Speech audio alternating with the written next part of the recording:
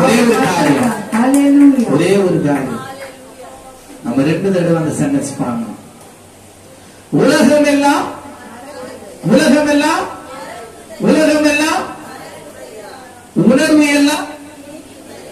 எல்லாம் நல்லா கவனிங்க. உலகத்தை ஒரு மனுஷன் வெறுத்தாதான் அவனுக்குள்ள உணர்வு உண்டாகும். அந்த உணர்வு உண்டாகும் போதுதான் உறவு பலப்படும். அந்த உறவு பலப்படணும்னா தேவ அன்பு அவனுக்குள்ளே நிலைத்திருக்கணும். நல்ல கருந்தட்டி ஆண்டவரே, நான் உலகத்தை வெறுக்கிறேன் ஆண்டவரே, உனக்குள்ள உறவு பலப்படணும் ஆண்டவரே, அந்த அன்பு பெருகணும் ஆண்டவரே. அது நிமித்தம் என் குடும்பத்துல, என் கணவனுக்குள்ள, என் மனைவிக்குள்ள, என் பிள்ளைகளுக்குள்ள நான் பார்க்கிற இடத்துல அன்பு பெருகும்படியாய் சமாதானம் உண்டாகும். நான் எப்போ உலகத்தை வெறுக்கிறனோ அப்பதான் தேவ அன்பு எனக்குள்ள பூரணப்படும். அந்த அன்பு நிமித்தம் என் குடும்பத்தில் தேவ சமாதானம், சந்தோஷம், பார்க்கிற இடத்துல சந்தோஷம்.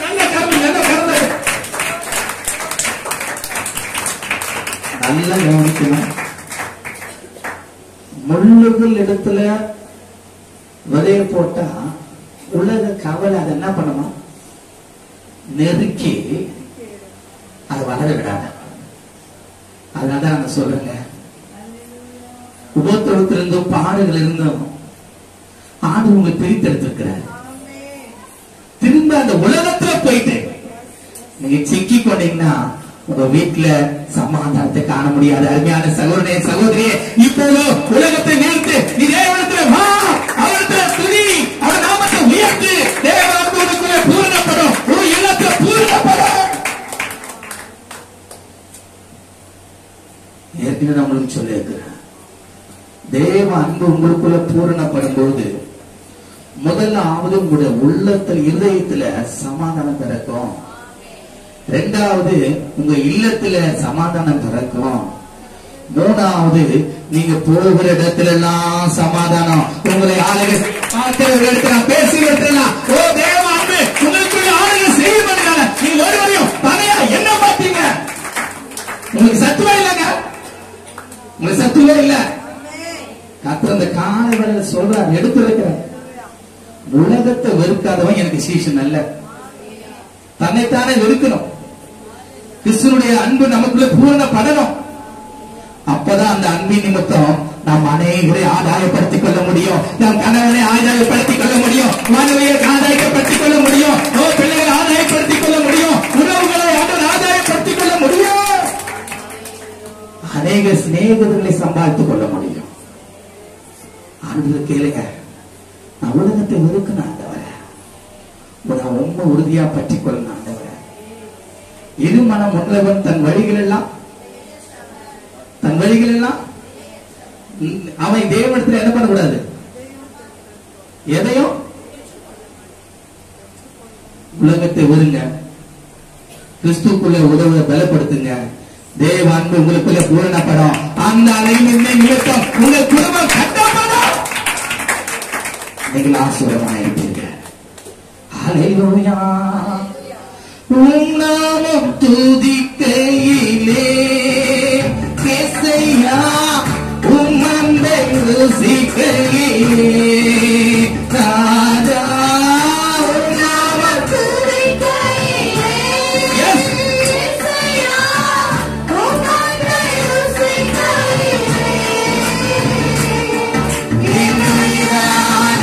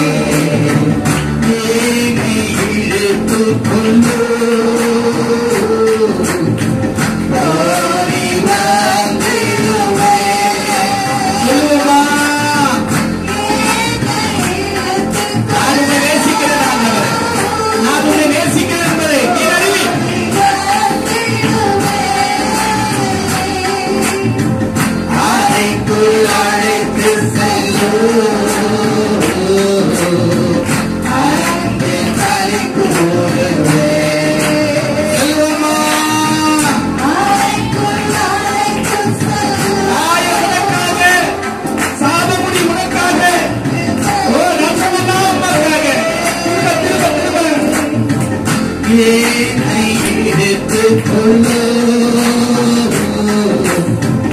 ஓடி வந்திடுவே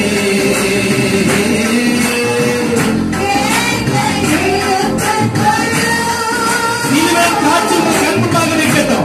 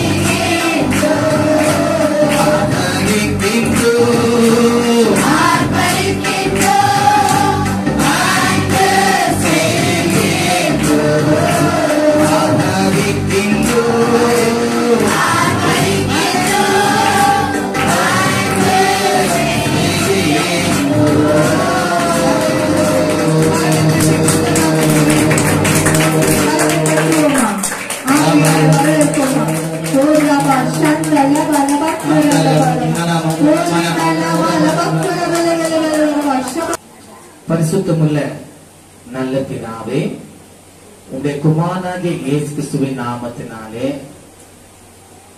நாங்கள் ஒருமனப்பட்டவர்களாய் உம்மை பாட, உம்மை துதிக்க, உம்மை நோக்கி செபிக்க, ஆண்டவரே சிரிப்புகள் வாயினாலே வசனங்களை கேட்க எங்களுக்கு நீங்க கிருபை செய்து அதற்காக உங்களுக்கு நன்றி.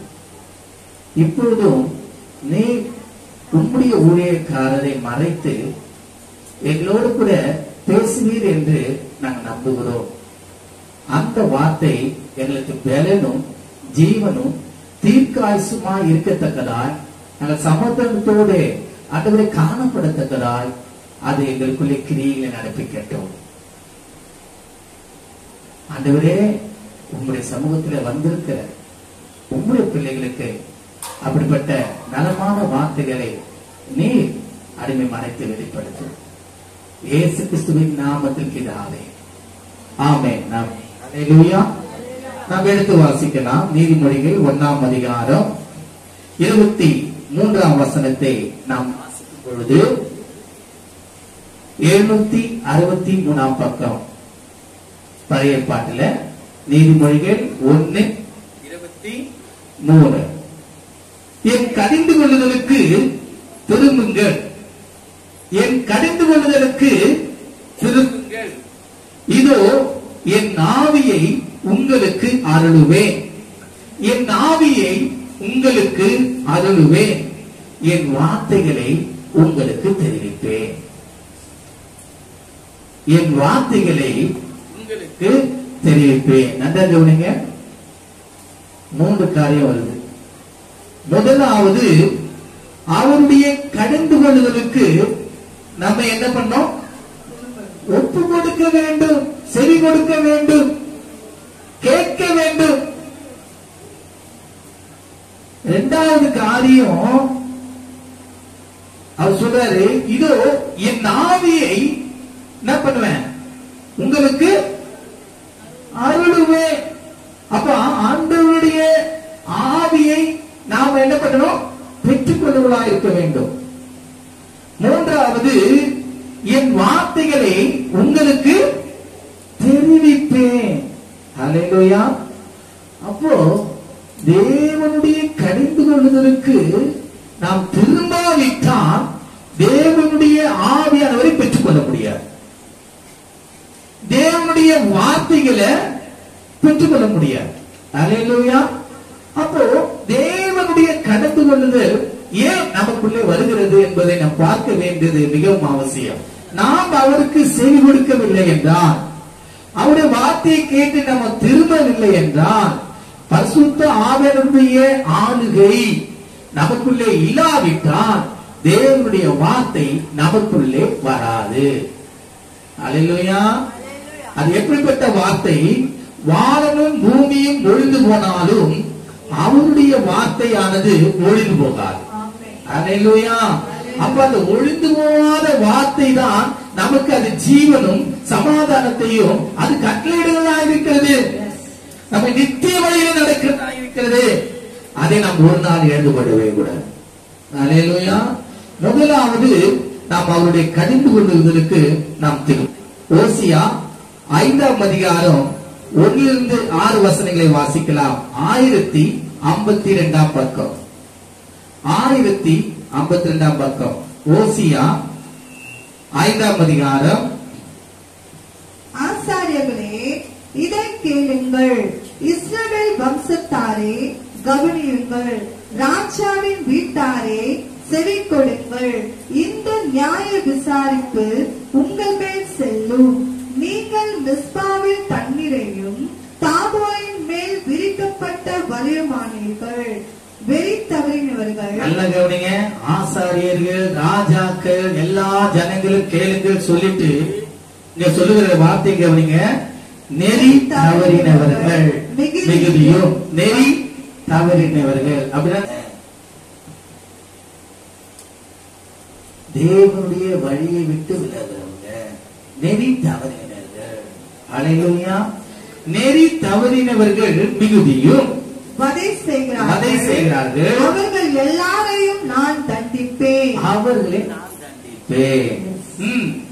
எப்பிராயீமை நான் அறிவேன். இஸ்ரவேல் எனக்கு மறைவானதல்ல. நல்ல கவனிங்க. எப்பிராமே நான் அறிவேன், இஸ்ரவேலையும் மறைவானதல்ல. அவன் எனக்கு மறைவா இல்ல. நல்ல கவனிங்க. இவங்க 2 பேரும் யார் சொல்லுங்க? கர்த்தருடைய பிள்ளைகள். அல்லேலூயா. கர்த்தருடைய சனம். அப்புறம் பாருங்க, எப்பிராயீமை நான் அறிவேன், இஸ்ரவேல் எனக்கு மறைவானதல்ல. எப்பிராயீமே, இப்பொழுது நீ சோரம் போனாயே. இப்பொழுது நீ சோரம் போனாயே. நல்ல கவனிங்க. நீ எப்படி போயிட்ட? சோரம் போனா தேவனை நாம் விட்டு தூரம் போகும்போது தேவனுடைய கடந்து கொள்ளுதல் நம்மை தேடி வருகிறது. நன்றாக இருக்கணும். நெறி தவறினவர்கள் மிகுதியும் வதை செய்கிறார்கள். அவர்கள் எல்லாரையும் நான் தண்டிப்பேன். எப்பிராயீமை நான் அறிவேன், இஸ்ரவேல் எனக்கு மறைவானதல்ல. எப்பிராயீமே, இப்போது சோரம் போனாயே. இஸ்ரவேல் தீட்டுப்பட்டதே. சோரம் போகிறவர்கள் தீட்டுப்பட்டவர்கள். இவங்க 2 பேரும் யாரு? கர்த்தருடைய சனம். அல்லேலூயா. அத பார்த்து சொல்லுகிற இன்னொரு காரியம், அவர்கள் தங்கள் தேவனிடத்துக்கு திரும்பி வருவதற்கு, அவர்கள் நல்ல கவனிங்க, அவர்கள் சோரம் போனவர்கள் தீட்டுப்பட்டவர்கள், அவர்கள் தங்கள் தேவனிடத்துக்கு திரும்புவதற்கு தங்கள் கிரியைகளை சீர்திருத்த மாட்டார்கள். ஆண்டவர் சான்ஸ் கொடுக்கிறாங்க. ஆனாலும் திரும்புவதற்கு அவங்க என்ன பண்றாங்கன்னா தங்கள் கிரியைகளை சீர்திருத்த மாட்டார்கள். வேசித்தன ஆவி உள்ளத்தில் இருக்கிறது. அவர்களுடைய உள்ளத்துல இருக்கிறது. அவர்களுடைய உள்ளத்துல இருக்கிறது. கர்த்தரை அறியார்கள். அவர்கள் கர்த்தரை ஒரு நாளும் அறிய மாட்டார்கள். அல்லேலூயா. அல்லேலூயா. நல்ல கவனிங்க. வேசித்தன ஆவி அவர்கள் உள்ளத்துல இருக்கு. அப்படின்னா என்ன அர்த்தம்? கர்த்தரை விட்டு இதுதாங்க. எல்லாம் நினைச்சுக்கலாம், வேறமா நம்ம நினைச்சுக்கலாம். ஆனா நல்ல கவனிங்க. இன்னொரு வார்த்தை கூட பழைய ஏற்பாட்டுல எசேக்கியேல் எல்லாம் பார்க்கும். நீ மரத்தின் கீழே விபச்சாரம் பண்ணான்னு சொல்லி வேஸ்தனம் பண்ண. அப்படின்னா யார் கூட? மனச ஜனத்து கூட இல்ல, மனசி கூட இல்ல. அல்லேலூயா. அப்போ ஒரே ஒரு காரியம், உன்னை அறிந்தவருக்குள்ளே, உன்னை விரும்புறவருக்குள்ளே, உன்னை நேசிக்கிறவரை நீ விட்டு தூரம் போகும்போது நீ என்ன ஆகிற? வேசித்தனம் பண்ணுகிறா என்ற ஒரு அடையாளம். அல்லேலூயா. நல்ல கவனிங்க. அவர்கள் தங்கள் தேவனிடத்திற்கு திரும்புவதற்கு தங்கள் கிரியைகளை சீர்திருத்த மாட்டார்கள். வேசித்தன ஆவி அவர்கள் உள்ளத்தில் இருக்கிறது. கர்த்தரை அறியார்கள். இஸ்ரவேலின் அகந்தை அவர்கள் முகத்திற்கு முன்பாக சாட்சியிடுகிறது. இஸ்ரவேல் இஸ்ரவேலின் அகந்தை அவர்கள் முகத்துக்கு முன்பாக சாட்சியிடுகிறது. அல்லேலூயா. இருமாப்புள்ளவர்கள், தன் இருதயத்தை கடினப்படுத்துகிறவர்கள், பெருமை பேசுகிறவர்கள். நல்லா கவனிங்க. இந்த ஆண்டவர் நல்ல விளக்கமா சொல்றாரு. இஸ்ரவேலின் அகந்தை அவர்கள் முகத்துக்கு முன்பாக சாட்சியிடுகிறது. அப்படின்னு என்ன அர்த்தம்? கர்த்தருடைய கண்கள் உலாவிக் கொண்டிருக்கிறது. அவர் எல்லாரையும் பார்க்கிறார். ஆனா இந்த இஸ்ரவேலை பார்க்கும் போது அவன் முகத்தை என்ன வந்து மூடிக்கொண்டிருக்கு? அகந்தை, கடினத்தனம், இருமாப்பனத்தனம், அசட்டத்தனம். நல்லா கவனிங்க. ஆண்டவர் நம்மளை ஏன் இப்படிலாம் காரியங்கள சொல்றாருன்னா, நீ திரும்புவதற்கு. நீ என்ன பண்ணணும்? திரும்புவதற்கு. இஸ்ரவேலின் அகந்தை அவர்கள் முகத்துக்கு முன்பாக சாட்சியிடுகிறது. ஆகையால் இஸ்ரவேலும் எப்பிராயீமும் தங்கள் அக்கிரமத்தினால் இடர்ந்து விழுவார்கள். அவர்களோடு கூட யூதாவும் இடர்ந்து விழுவார்கள். அவர்கள் கர்த்தரை தேடும்படி தங்கள் ஆடுகளோடும் தங்கள் மாடுகளோடும் போவார்கள், அவரை காண மாட்டார்கள். அல்லேலூயா. அவர் அவர்களை விட்டு விலகினார். அல்லேலூயா. அல்லேலூயா. ஆமென். நாம் கர்த்தரோடு இருந்தால் அவர் நம்மோடு கூட இருப்பார். வேதம் அழகா சொல்றது, யோசேப்போடு கர்த்தர் இருந்தார், அவன் செய்வதெல்லாம் வாய்த்தது என்பதை எஜமான் கண்டு எல்லாவற்றையும் ஒப்பு கொடுத்தான். அல்லேலூயா. அல்லேலூயா. கர்த்தர் நம்மோடு கூட இருக்கிறாங்க. தேவனை விட்டு விலகுவதற்கு எதுவான கொள்ளாத இருந்து நமக்குள்ள இருக்கக்கூடாது. ஆண்டவர் ஐடென்டிபிகேஷன் சொல்ற, அவன் வேசித்த நாவி உள்ளவர்கள் அப்படின்னா என்ன அர்த்தம்? அவரை விட்டு விட்டு விட்டு விட்டு தூரம் போகிறவர்கள், தாம் மனம் விரும்பின நேசர்களை தேடிக்கொள்ளுகிறவர்கள். அல்லேலூயா. ஜாக்கிரதையா இருக்கும். என் கடிந்து கொள்ளுதலுக்கு அவங்க அப்படிப்பட்டவங்க வந்து என்னதான் பலி செலுத்தினாலும், ஆண்டவர் தேடி வந்தாங்களோ, ஆண்டவர் சொல்றாரு, நான் அவர்களுக்கு என்ன பண்ண மாட்டேன்? காணப்பட மாட்டேன். கீழே 7ஆம் வசனம் பார்க்கணும். எல்லாரும் பார்க்கும்போது கர்த்தருக்கு விரோதமாக துரோகம் பண்ணினார்கள். ஆண்டவர் சொல்றாரு, எப்பா இந்த ஜாதியோடு கூட சேராத, இந்த ஜாதியோடு என்ன பண்றது? உறவு வச்சுக்காத. அவங்க என்ன பண்றாங்க? அடிமைத்தனம் பண்ணுவாங்க, உன்னை ஆளுகை செஞ்சிருவாங்க. நீ ஆஸ்வதிக்கப்பட்டவன், நீ ஏன் அத்தனோடு கிடக்கு?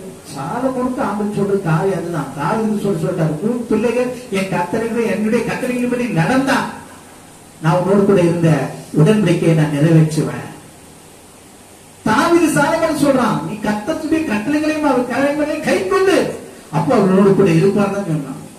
அவன் எப்போ சாலமோ தேவனுடைய வார்த்தைக்கு கீழ்ப்படியாத அநேக ஸ்திரீகளை புறஞ்சாதியர்களை அவங்க என்ன பண்ணான்? அவன் சேர்த்து கொண்டது நிமித்தம் அவனுடைய இருதயம் கர்த்தரை விட்டு வழி போயிடுச்சு. ஜாக்கிரதையா இருக்கணும். இதெல்லாம் கர்த்தருடைய கோபத்தை நம்ம என்ன பண்றோம்? வருவித்துக் கொள்ளுகிறோம். சரி, இதுதான் தேவன் நம்மை கடந்து கொள்கிற ஒரு காரியம். அங்கே பாருங்க, 11ஆம் அதிகாரம் பாருங்க, 9ஆம் வசனம். 13:9. இஸ்ரவேலே, நீ உனக்கு கேடு உண்டாக்கி கொண்டாய், ஆனாலும் என்னிடத்தில் உனக்கு சகாயம் உண்டு. அல்லேலூயா. அல்லேலூயா. அல்லேலூயா. அல்லேலூயா. உனக்கே கேடு வந்தது, உனக்கே அழிவு வந்தது, உனக்கே பொல்லாப்பு வந்தது. ஆனால் ஆண்டவர் சொல்றாரு, என் கடிந்து கொள்வதற்கு திரும்புங்கள், என் கடிந்து கொள்வதற்கு திரும்புங்கள். அப்போ ஆண்டுடைய வார்த்தைக்கு நாம் கீழ்ப்படிந்து அவனை நாம் தேடும் பொழுது ஆண்டு சொல்றாரு, ஆனாலும் நான் என்ன பண்ணுவேன்? உனக்கு சகாயம் உண்டு, என்னிடத்தில் உனக்கு என்னிடத்தில் உனக்கு சகாயம் உண்டு. நீ திரும்ப வருவ, திரும்ப கட்டப்படுவ, நீ திரும்ப உயிர்ப்பிக்கப்படுவ. நல்ல கரம் தட்டி அல்லேலூயா. திரும்ப திரும்ப திரும்ப வா. அல்லேலூயா. இருளான முகத்தை, இருளான வாழ்க்கையை அவர் பிரகாசிக்க அவர் வல்லவராக இருக்கிறார். இஸ்ரவேலே, என் கடுத்துக் கொள்வதற்கு திரும்ப, உனக்கு நான் தான் சகாயம், வேற யாரும் இல்லை. அல்லேலூயா. அப்போ அவரிடத்துல என்ன இருக்கு? சகாயம் இருக்கு, ஒரு அரவணைப்பு இருக்கு. அல்லேலூயா. நீ அவருடைய கடந்து கொண்டு திரும்பும் போதுதான், எல்லாவற்றையும் விட்டு திரும்பும் போதுதான் அவர் உன் மேல என்ன பாருவாரு? அவருக்கு சகாயமா இருப்பாரு. அது மாத்திரமல்ல, 14ஆம் அதிகாரம் 1-9 வசனங்களை நாம் வாசிப்போமானால், இஸ்ரவேலே, உன் தேவனாகிய கர்த்தரிடத்தில் திரும்பு. இஸ்ரவேலே, உன் தேவனாகிய கர்த்தரிடத்தில் திரும்பு. நீ உன் அக்கிரமத்தினால் விழுந்தாய். வார்த்தைகளை கொண்டு கர்த்தரிடத்தில் திரும்புங்கள். அவரை நோக்கி தேவரீர் எல்லா அக்கிரமத்தையும் நீக்கி எங்களை தயவாய் அங்கீகரித்தருளும். அப்பொழுது நாங்கள் எங்கள் உதடுகளின் காரியங்களை செலுத்துவோம். அல்லேலூயா. அல்லேலூயா. அவரிடத்துல சகாயம் உண்டு என்று திரும்பினால் அவர் உங்களை அங்கீகரிக்க அவராக இருக்கிறார். நீ அக்கிரமத்தில் விழுந்து, நீ பொல்லாப்புல விழுந்து போயிருக்க, நீ மேட்டு மேல விழுந்து போயிருக்கிற. அல்லேலூயா. ஆண்டவர் சொல்றாரு, இடத்தில் திரும்புங்கள், வார்த்தைகளை கொண்டு எடுத்து கர்த்தரிடத்தில் திரும்புங்கள். அவரை நோக்கி தேவரீர் எல்லா அக்கிரமத்தையும் நீக்கி எங்களை தயவாய் அங்கீகரித்தருளும். அப்போது நாங்கள் எங்கள் உதடுகளின் காலைகளை செலுத்துவோம். அசரியா எங்களை ரட்சிப்பதில்லை. எந்த மனுஷனும் உங்களை என்ன பண்ண முடியாது? ரட்சிக்க முடியாது. நாங்கள் குதிரைகளின் மேல் ஏற மாட்டோம். எங்கள் கைகளின் கிரியைகளை பார்த்து நீங்கள் எங்கள் தேவர்கள் என்று இனி சொல்ல மாட்டோம். நல்ல கவனிங்க. எனக்கு மேல இருக்க ராஜாவை நாங்க நம்ப மாட்டோம். எனக்கு உதவி செய்ய வரவனையும் நான் நம்ப மாட்டேன். நான் விரைவா எல்லாத்தையும் என்ன தப்பிவிக்க போடலாம் சொல்லிட்டு ஏற குதிரை மேல கூட நான் நம்ப மாட்டேன். மூணாவது, என் கைகளில் நினைக்கிறீங்க, எங்க கைகளின் கிரியைகளை பார்த்து நான் எதை செஞ்சாலும் அதுல என்ன பண்ணுவேன்? நான் நல்லா இருப்பேன். எனக்கு ஆண்டவர் ஞானத்தை கொடுத்திருக்கிறாரு, அறிவை கொடுத்திருக்கிறாரு, பலத்தை கொடுத்திருக்கிறாரு, நான் எல்லா வேலையை கொடுத்திருக்கிறாரு, நான் எல்லாவற்றையும் சம்பாதித்து எப்படி இருப்பேன்? சந்தோஷமா இருப்பேன், நல்ல ஐஸ்வர்யவனா இருப்பேன். எனக்கு ஒரு கவலை இல்லை. என் கைகளே எனக்கு என்ன பண்ணது? ஐஸ்வர்யத்தை உண்டாக்கினது. நல்ல கவனிங்க, இதுதான் சொல்றது. எங்கள் கைகளின் கிரியை பார்த்து நீங்கள் எங்கள் தேவர்கள் என்று இனி சொல்ல மாட்டோம். எங்க தேவர்கள் என்று இனி சொல்ல மாட்டோம். அல்லேலூயா. இந்த அறிக்கை நமக்கு வேணுங்க. திக்கற்றவன் உம்மிடத்தில் இரக்கம் பெறுகிறான் என்று சொல்லுங்க. அல்லேலூயா. எவ்வளவுதான் இருந்தாலும் ஆனா உம்மிடத்துல ஒரே ஒருவன், அவன் எப்படிப்பட்ட சூழ்நிலை இருந்தோம், பாவியாக என் மேல் இறங்கும் என்று சொன்னான். அவனுக்கு இறங்குகிறது தேவன் நீர் அல்லவா? நீர் எங்களுக்கும் இறங்கும். எங்களுடைய அக்கிரமத்தை மறைக்காமல் உம்மிடத்திலே அறிக்கை இடுகிறோம். நாங்கள் ராஜாக்களை நம்ப மாட்டோம், நாங்கள் ஏறி போகிற குதிரையை நம்ப மாட்டோம். இரண்டாவது, எங்களுடைய கையின் கிரியைகளை நாங்கள் என்ன பண்ண மாட்டோம், அது தேவர்களா என்று அதற்கு முக்கியத்துவம் கொடுக்க மாட்டோம். அல்லேலூயா. நல்ல அந்த வசனத்தை பார்க்கணும். திக்கற்றவன் உம்மிடத்தில் இரக்கம் பெறுகிறான். திக்கற்றவன் உம்மிடத்தில் கைவிடப்பட்டுட்டான், அவன் உதவி பண்ணப்பட்டான். அவனை யார் இனிமேல் தேற்றுவான்? என்று நம்ம நினைக்கும் போது கர்த்தர் அவனுக்கு இரக்கம் செய்த நிமித்தம் இவன் கண்டு சொல்றான், அவங்களுக்கு நீங்க இறங்குறீங்களே, எங்களுக்கும் என்ன பண்ணுங்க, இறங்கும் என்று சொல்கிறார்.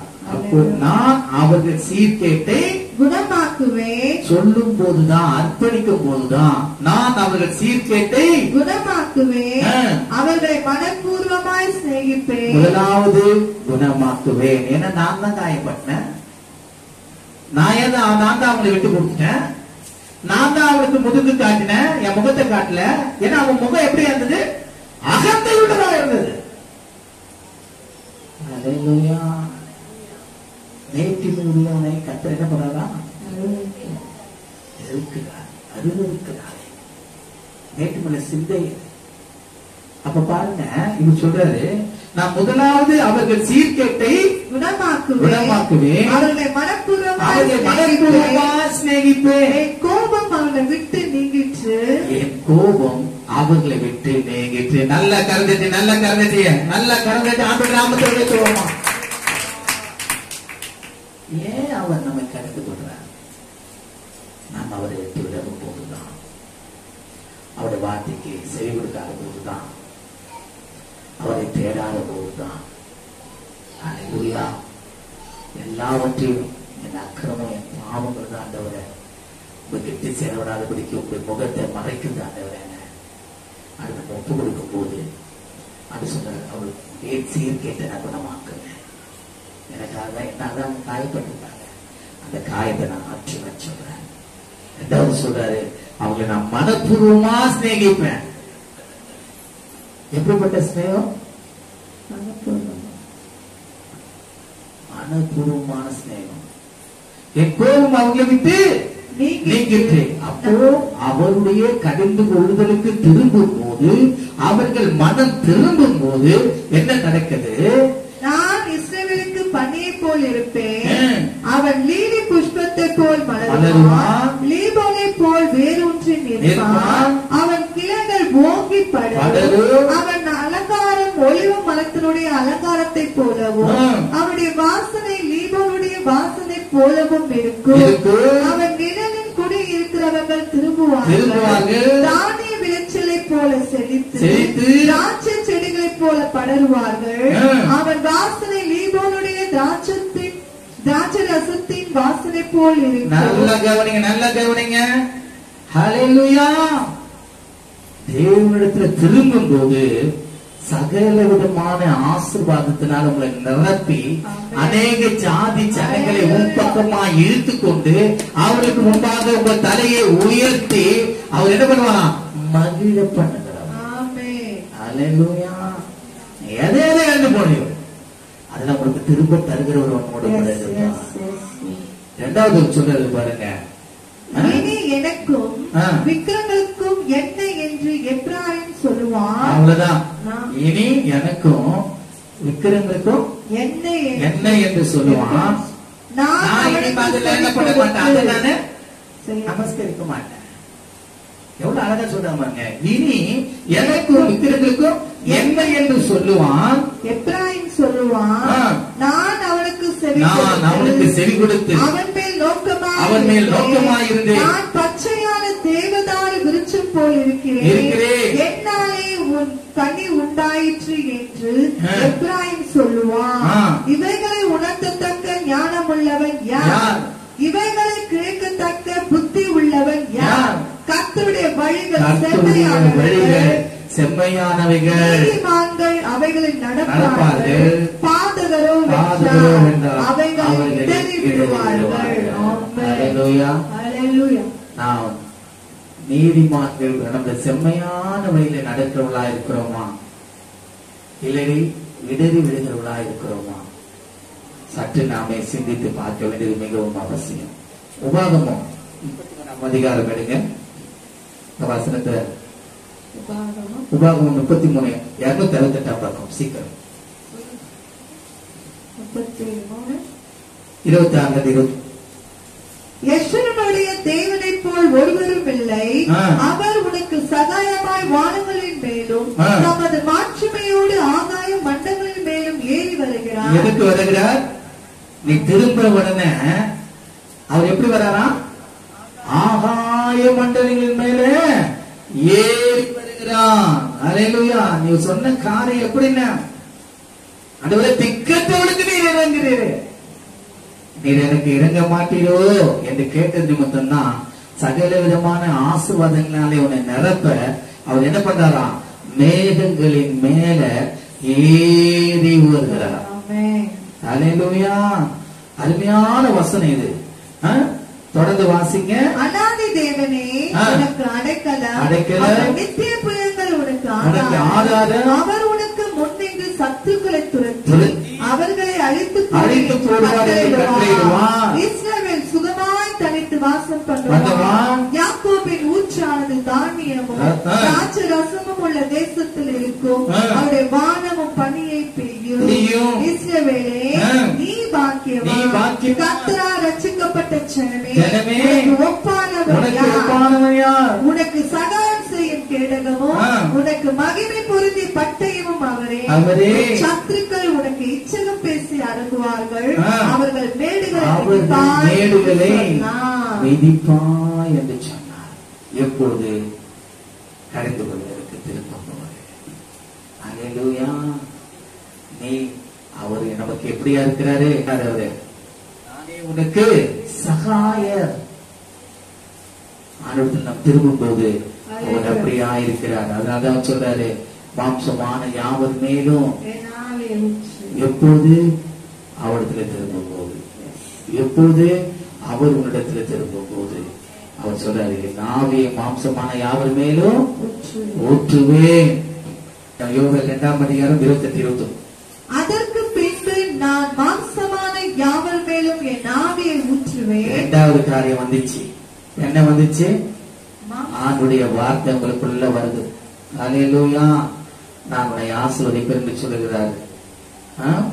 அந்த வார்த்தையை நீ கவனிக்கிறீர்களானால் அது மிகவும் அது பிரயோஜனமாக இருக்கிறது. நான் மாம்சமான யாவர் மேலும் என் ஆவியை ஊற்றுவேன். அப்பொழுது உங்கள் குமாரரும் உங்கள் குமாரத்திகளும் தீர்க்க தரிசனம் சொல்லுவார்கள். உங்கள் மூப்பர் சொப்பனங்களையும் உங்கள் வாலிப தரிசனங்களையும் காண்பார்கள். ஊழியக்காரர் மேலும் ஊழியக்காரிகள் மேலும் அந்நாட்களே என் ஆவியை ஊற்றுவேன். ஆமென். அல்லேலூயா. நீ அவரிடத்தில் நீ அறிக்கையிடும் போதுதான் அவர் என்ன பண்ணுவாராம்? உனக்கு நம்முடைய ஆவியை அவர் அருளுவார். அல்லேலூயா. அது மாத்திரமல்ல, அங்கே நாம் பார்க்கும் பொழுது அந்த கவனிங்க, எசேக்கியேல் 39:29 நாம் பார்க்கிறோம், என் ஆவியை அவளுக்கு ஊற்றினபடினாலே என் முகத்தை அவளுக்கு என்ன பண்ண மாட்டேன்? மறைக்க மாட்டேன். எசேக்கியேல் 39:29 1062 பக்கம். இது வம்சத்தார் மேல் என் ஆவியை ஊற்றினபடியால் என் முகத்தை இனி அவளுக்கு மறைக்க மாட்டேன் என்று கர்த்தராகிய ஆண்டவர் சொல்லுகிறார். மறைக்கும் போதுதான் வேதனை, மறைக்கும் போதுதான் பாடு, மறைக்கும் போதுதான் துன்பம், மறைக்கும் போதுதான் சத்துரு வந்து நம்மளை என்ன பண்ணுவான்? மிதிப்பான். ஆனா ஆண்டு சொல்றாரு, என் ஆவி அவனுக்கு நான் ஊற்றினபடினாலே நான் இனி அவன் முகத்தை என்ன பண்ண மாட்டேன், அவன் மறைக்க மாட்டேன். அவன் கூப்பிடும் போது நான் அவனுக்கு செவி கொடுப்பேன். அவனை எல்லா இக்கட்டுகளுக்கும் விலக்கி விடுவிப்பேன், ரட்சிப்பேன். அல்லேலூயா. அடுத்து திரும்பணும். அவர் உங்களோடு கூட இருப்பார். அவர் உங்களை ஆசீர்வதிப்பார். அல்லேலூயா. அல்லேலூயா. பாருங்க, என் கடிந்து கொள்வதற்கு திரும்புங்கள், இதோ என் ஆவியை உங்களுக்கு அருளுவேன். அப்போ திரும்பும் பொழுது ஆசீர்வாதத்தை தருவது மாத்திரமல்ல, அவருடைய ஆவியை நமக்கு அவர் தருகிறவராக இருக்கிறார். மூன்றாவதாக நாம் பார்க்கிறோம், என் வார்த்தைகளை உங்களுக்கு கர்த்தருடைய வார்த்தைகளை தெரிவிப்பார். எப்படி என்று பார்க்கும்போது லூக்கா 12ஆம் அதிகாரம் புதிய பாட்டுல 100ஆம் பகுதி 100ஆம் பக்கம், சீக்கிரம் 12ஆம் அதிகாரம் 11-12. அன்றியும் லூக்கு 12 11, 12 அதுதானா? அது இல்லம்மா. 12, 13 படி.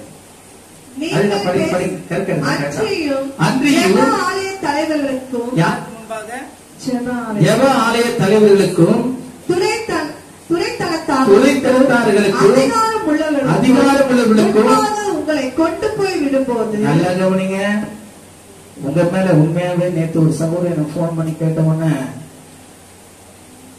ஒரு செய்யாத தப்ப அவர் செஞ்சிட்டேன்னு சொல்லிட்டு அதிகாரிகள் முன்பாக அவர் நிறுத்திட்டாங்க.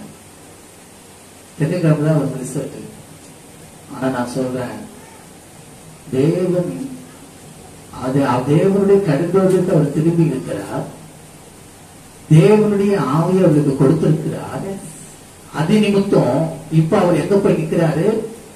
அதிகாரிகள் முன்பாக, குற்றச்சாட்டப்பட்டவருக்கு முன்பாக அவர்கள் நிற்கும் பொழுது இங்க சொல்லுகிற வார்த்தை கவனிங்க, அதிகாரம் உள்ளவர்களுக்கும் முன்பாக உங்களை கொண்டு போய் விடும்போது எப்படி எண்ணத்தை மாறுதாரமாக சொல்லுவோம் என்றும் எதை பேசுவோம் என்று கவலைப்படாதீர்கள். உங்க மேல் குற்றம் சாட்டுங்கள், உனக்கு விரோதமாய் பேசுறவர்கள் மத்தியில என்ன பேசுறேன்னு நினைப்படாதீங்க, கவலைப்படாதீங்க. நீங்கள் பேச வேண்டியவைகளை பரிசுத்த ஆவியானவர் நேரத்திலே உங்களுக்கு போதிப்பார். நல்லா கலந்து நாமத்தை உயர்த்துவோமா? நாம் அவருக்கு திரும்பும் போது அவர் உங்களுக்கு திரும்புவார், அவருடைய ஆவியை உங்களுக்கு தருவார். அது மாத்திரமல்ல, அவருடைய வார்த்தையை உங்களுக்கு தருவார், போதிப்பார். அல்லேலூயா. அப்ப பாருங்க, நீங்க பேச வேண்டியவைகளை பரிசுத்த ஆவியானவர் அந்நேரத்தில் உங்களுக்கு போதிப்பார் என்றார். அப்போ ஆவியானவரே உங்களிடத்திலிருந்து பேசும்போது உங்களுக்கு மறு உத்தரவு சொல்ல யாரை என்ன பண்ண முடியாது, முன் வர முடியாது. அதுலதான் நம்ம வாசிக்கிறோம். எடுத்து வாசிக்கலாமா? அப்போஸ்தலர் 6ஆம் அதிகாரம் 8-10 வசனங்கள், 163 பக்கம். ஏனென்றால் அவருடைய ஆவியானவர் அவரோடு கூட இருக்கிறபடினாலே அவர்களை ஒரு நாளும் அவர் என்ன பண்ண மாட்டாரு, வெட்கப்படுத்த மாட்டார். அவளுக்கு தூரமானவர் அல்ல. வாசிங்க. அப்போஸ்தலர் 6ஆம் அதிகாரம் 8-10. ஸ்தேவான் விசுவாசத்தினாலும் வல்லமையினாலும் நிறைந்தவனாய் ஜனங்களுக்குள்ளே பெரிய அற்புதங்களையும் அடையாளங்களையும் செய்தான். அப்பொழுது லிபர்த்தீனர் எனப்பட்டவர்களின் ஆலயத்தை சேர்ந்தவர்களிலும் சீரேனே பட்டணத்தாரிலும் அலெக்சந்திரியா பட்டணத்தாரிலும் சிலிசியா நாட்டாரிலும் ஆசியா தேசத்தாரிலும் சிலர் எழும்பி ஸ்தேவானுடனே தர்க்கம் பண்ணினார்கள். அவன் பேசின ஞானத்தையும் ஆவியையும் எதிர்த்து அவங்க என்ன பண்ணாங்களா? எதிர்த்து நின்றாங்களா? தர்க்கம் பண்ணார்களா? அவன் பேசின ஞானத்தையும் ஆவியையும் எதிர்த்து நிற்க அவர்களால் கூடாமற் போயிட்டு, என்னதான் உங்களை கவுத்து போடலாம், மாற்றி விடலாம், எப்படியாவது உங்களை மடங்கடிக்கலாம் என்று அநேகர் வகை தேடி உங்களுக்கு விரோதமாய் பேசினாலும் ஆவியானவர் உங்களோடு கூட இருந்து பேசுகிற பேச்சு நிமித்தம் அவர்களுடைய வாயெல்லாம் கட்டப்படும். அவர்களால என்ன பேச்சு இது, இதை நான் ஏற்றுக்கொள்ள முடியலையே, எப்படி இப்படி பேசுறான்னு ஆச்சரியப்படுற இடத்துல ஆவியானவர் உங்களோட பேசுவார். அவர் பாருங்க, அவர் பேசின ஞானத்தையும் ஆவியையும் எதிர்த்து நிற்க அவர்களால் கூடாமல் போயிற்று. ஆமென். ஹல்லேலூயா, ஹல்லேலூயா. ஏனென்றால் அங்கே பார்க்கிறோம், அவன் ஒரு விசாரிப்புக்காரனாக தான் அந்த சீஷர்கள் அவனை தெரிந்து கொண்டார்கள். அதுல கூட நற்சாட்சி விளங்குது. அவங்க எப்படியாப்பட்டவர்களா இருக்கணும், அவங்க ஆவியில நிறந்தவர்களா இருக்கணும். ஹல்லேலூயா. அது நிமித்தம் தான் அவன் தேர்ந்தெடுக்கப்பட்டான். அதிலே அது நிமித்தம் அந்த ஆவியானவர் அவனோடு கூட இருக்கிறதா அந்த வசனத்தை வாசிக்கலாமா? 5ஆம் வசனம். எந்த யோசனை சபையார் எல்லாரும் யாருக்கு விசாரிப்பு இல்லை என்று அவர்கள் மேல் குற்றச்சாட்டு வரும்போது ஜனங்களுக்கு மத்தியில அவர்கள் ஏற்படுத்தின 5 பேர் மத்தியில் இவன் ஒருத்தன். இந்த யோசனை சபையர் எல்லாருக்கும் பிரியமா இருந்தது. அப்பொழுது விசுவாசமும் பரிசுத்த ஆவியும் நிறைந்தவராகிய ஸ்தேவானையும் பிலிப்பையும் பிரகோரையும் நிக்கோலாரையும் பர்மேனானையும் யூத மார்க்கத்தமிழான அந்தியோக்கியா என்ப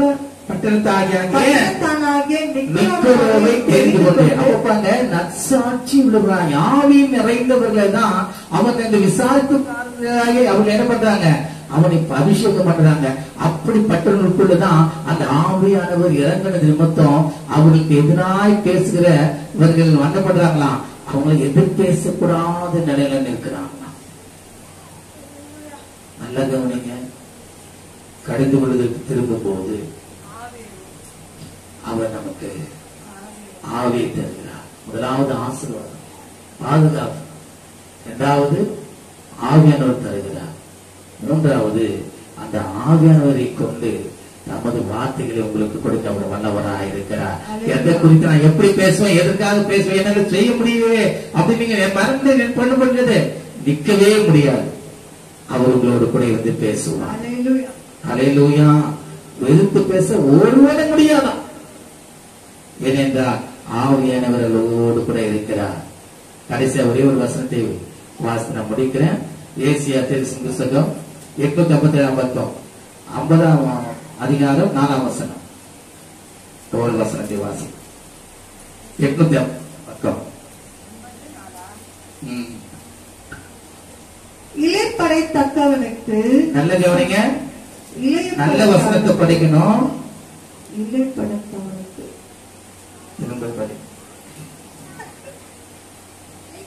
இளைப்படைத்தவனுக்கு சமயத்துக்கேற்ற வார்த்தை சொல்ல நான் அறியும்படிக்கு. நல்ல கவனிக்கணும். ஹல்லேலூயா. இளைப்படைந்தவனுக்கு சமயத்துக்கேற்ற வார்த்தை, இளைப்படைந்தவனுக்கு சமயத்துக்கேற்ற வார்த்தை சொல்ல நான் அறியும்படிக்கு கர்த்தராகிய ஆண்டவர் எனக்கு கல்வி மாறி நாவை தந்தளினார். ஒருவன் எழுப்புகிறார்.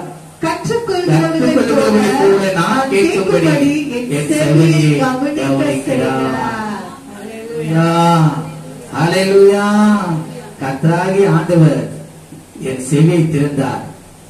நான் எதிர்க்கவும் இல்லை, நான் பின்வாங்கவும் இல்லை.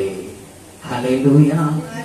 அதனால சொல்றாரு, அதிகாலை என்னை தேடு, நான் உனக்கு வார்த்தைகளை என்ன பண்ணுவேன், கொடுப்பேன் சொல்றேன், அருளுவன் சொல்றேன். அல்லேலூயா. கர்த்தருக்கு திரும்பணும், கருத்தலுக்கு ஒப்பு கொடுக்கணும். அப்புறம் அவர் சொல்றாரு, இளைப்படங்களுக்கு ஏற்ற வார்த்தையை நான் உனக்கு தருவேன். நீ உன்னுடைய வார்த்தையினால அநேகர் என்ன பண்ணுவாங்க, தேற்றப்படுவார்கள், ஆற்றப்படுவார்கள். அது மாத்திரமே விழுந்து போனவர்கள் தூக்கி நிலைநிறுத்துகிற வார்த்தை உங்களுக்குள்ள ஆண்டவர் நான் கட்டளையிடுவேன் என்று சொல்லுகிறார். அன்பான தேவனுடைய பிள்ளைகள் நாம் எப்படி இருக்கிறோம்? பிறந்தவர்களுக்கு திரும்புவோமா? நம் தேவனை விட்டு விலகி போன நாட்களெல்லாம் நாம் நினைத்து ஆறுதல் ஒப்பு கொடுப்போம். ஆண்டவரே, நான் இனி உங்களை விட்டு நான் தூரம் போக மாட்டேன், உங்களுடைய வார்த்தையை நான் அசட்டை பண்ண மாட்டேன், உலகத்தை நான் நேசிக்க மாட்டேன், உங்க மாத்திரம் தான் ஆண்டவரை நான் நேசிப்பேன், உங்களுக்கு தான் நான் அன்பு கூறுவேன் ஆண்டவரே, உங்க நான் உறுதியா பற்றி கொள்வேன் ஆண்டவரே, உங்களை கடந்து கொள்வதற்கு நான் திரும்புவேன். இனி நான் ஒரு நாளும் ஆண்டவரே மாயை நான் பின்பற்ற மாட்டேன், உண்மை நான் பின்பற்றுவேன் ஆண்டவரே, உண்மையில் அன்பு கூறுவேன் ஆண்டவரே, உங்களுடைய கட்டளைக்கு நான் செவி கொடுப்பேன். நான் உங்களுடைய கடந்து கொள்வதற்கு திரும்பும் போது, செவி கொடுக்கும் போது, நான் மனம் திரும்பும் போது உங்களுடைய ஆவியை எனக்கு நீ அருள்வீர் என்று நம்முடைய வேதத்தில் வாசிக்கிறேன். அதுவே இந்த ஆவியானவர் தாமே எனக்குள்ளே இருந்து சகல சத்தியத்துக்குள்ளும் என்னை நடத்துவார் என்பதை நான் அறிந்திருக்கிறேன்.